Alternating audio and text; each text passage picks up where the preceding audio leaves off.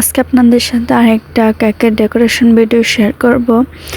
আমি নর্মালি যেভাবে রাউন্ড শেপের কেকগুলো দিয়ে লাভ শেপের কেকগুলো রেডি করি, আজকে সেটাই দেখাবো যে কিভাবে আমি কেকগুলো কাটি বা রেডি করি।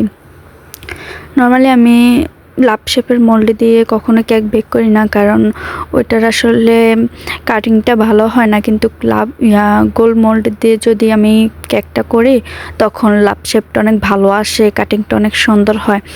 তাই জন্য আমি প্রথমে কেকগুলোকে আগে ভালোভাবে ক্রাম্প আউট করে ফ্রিজে রেখে দেবো কিছুক্ষণের জন্য।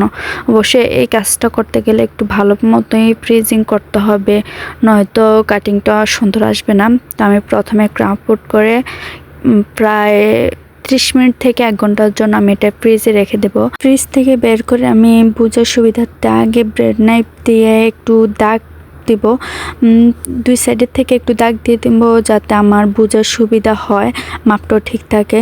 তারপরে তো ভিডিওতে যেভাবে দেখতে পাচ্ছেন ঠিক সেভাবে আমি 2 সাইড থেকে কেকগুলো কেটে লাভ শেপের মতো করে বসিয়ে দিলাম। আগে দিয়ে একটু সামনে দিয়ে বোর্ডের মধ্যে একটু ক্রিম দিয়ে দিলাম যাতে কেকগুলো সেট হয়ে থাকে।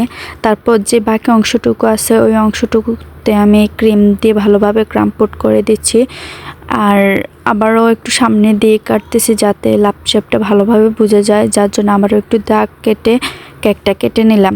আর এখন ভালোভাবে ক্রাম্প আউট করে আবার ফ্রিজে রেখে দেব, তাহলে যদি কেক ডেকোরেশন করে